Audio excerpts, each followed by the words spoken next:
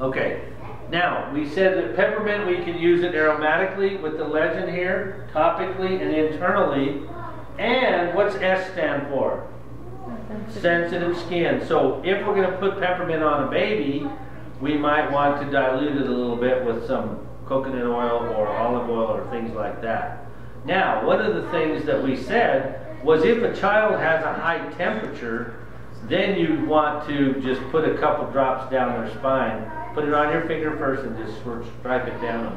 And it'll be a little miracle watching them reduce their heat really fast. Okay? All right, the peppermint went around. I hope that you each got a chance to put it on your neck so that you can feel the effect that it has on you to cool your body down. Okay? It's really, really good at that. All right, let's go to another fun oil. This one's kind of fun. It's called Melaleuca. And Melaleuca is first aid for your skin. This is a product that does wonderful things. Tammy's passing that one around again.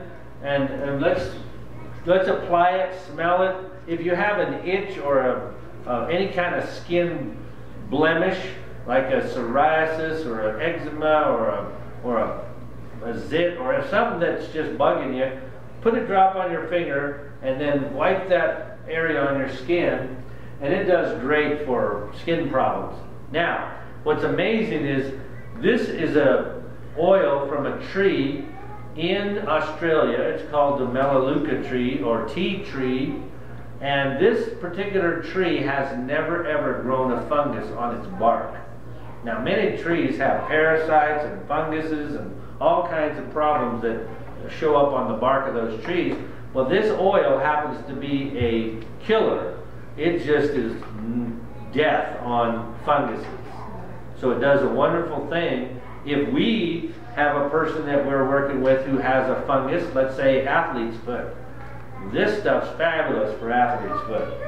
If you have any kind of skin condition, dandruff or blemishes or boils or something that's causing irritation and problems to your skin, Melaleuca is excellent for that.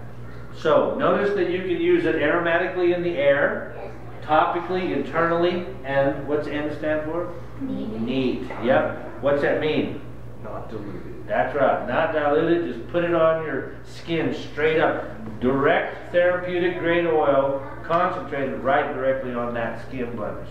Okay? You could even add 4 or 5 drops of this to your favorite shampoo and conditioner and make your own Melaleuca shampoo.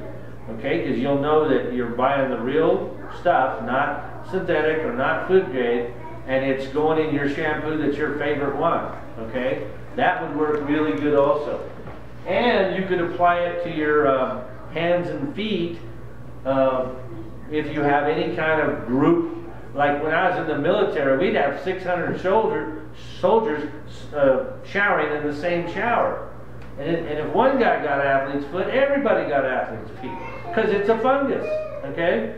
So this is a great thing to use on a fungus, all right? All right, that's Melaleuca. Did it go around? Everybody get a chance to smell it? And it's got a unique smell and a unique taste, and it's really, really good for that type of thing, skin problems, okay? Remember that, skin problems. I am going to give a test at the end, and so we want to make sure that you remember what Melaleuca is good for. All right, here's my favorite one. This is the one I told you that when it went around the room, I put 2 drops in my mouth, and it caused lots of problems, and that I turned red and purple because it was too hot. Well, this is a natural immune support product. This does wonderful things to fight any kind of bacteria and virus that gets in your system. This is a very, very strong oil. You can take several drops in a gelatin capsule, an empty gelatin capsule, and it will stimulate your immune system. So people who have problems with their immune system, Epstein-Barr, chronic fatigue, shingles, herpes, those types of things that are running your body down, this is an excellent, excellent oil for that type of thing. You can dilute it and apply it to the bottom of adult's feet, child's feet, and it'll just, by putting it on your feet, it goes into your bloodstream and does wonderful things to help your blood. It's a natural defense immune booster.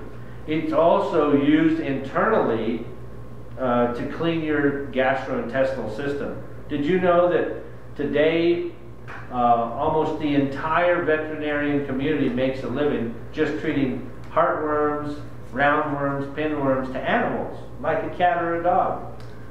Well, what do you think people get? Do you think we get those same worms? Yep, we do, but do we ever go and get treated by our vet?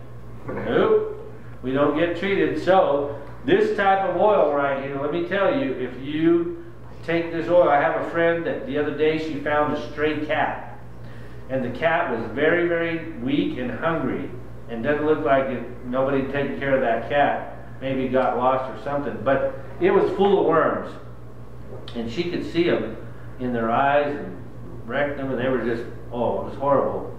And she said she put 1 drop of oregano on that cat's paw, and the minute it licked that paw, it was so strong that all the worms in that cat's body were all over the place, the sidewalk. She said it was just horrible. But that cat, 3 or 4 days later, she said the cat was eating, had an appetite, got well, got healthy, and just from 1 little drop of oregano. So you can imagine what it would do for people if we learn to do this as a natural immune booster for ourselves, to cleanse our gastrointestinal system by taking a drop of this stuff once in a while. Okay, so oregano is a wonderful product. Notice what it says: aromatically, topically, internally, and what's D stand for? Diluted. Diluted. It's really, really hot. Now, when we pass that bottle around, if any of you are brave, don't take a drop, but just touch your finger to the top of the open bottle like this. Just barely touch the top of that and lick it if you want, your hand, and you will get an idea of how hot this oil is. It is extremely warm, okay? And so just barely touching the rim on that would help you get an inkling. Now, somebody said to me, well, if this is real oregano, could you cook with it? And the answer is absolutely, but remember, in order for you to make this little bottle, it probably took hundreds of pounds of oregano.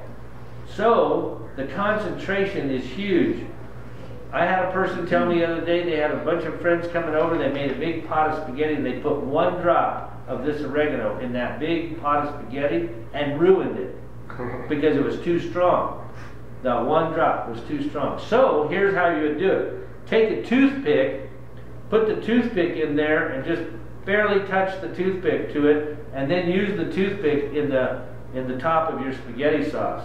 We have basil, marjoram, tarragon, we got all kinds of spice oils, and you can do it, but just use a tiny little toothpick tip full, and it will do a wonderful thing as if though you were shaking the spices of oregano on top of that spaghetti and doing it. But it is the exact same oil that's in those spices, so you could use it that way. Any questions on oregano? Oregano, let me just make one comment.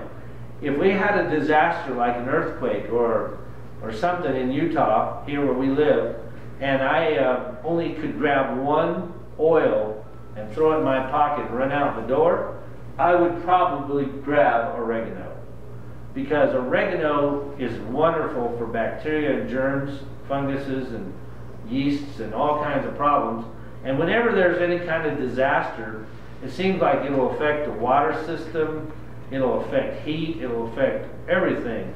And so this 1 little oil can do some amazing things if you were in a situation of disaster. And if nothing else, it could boost your immune system so that when dysentery and water contamination and all these are a problem, you would probably be able to treat yourself.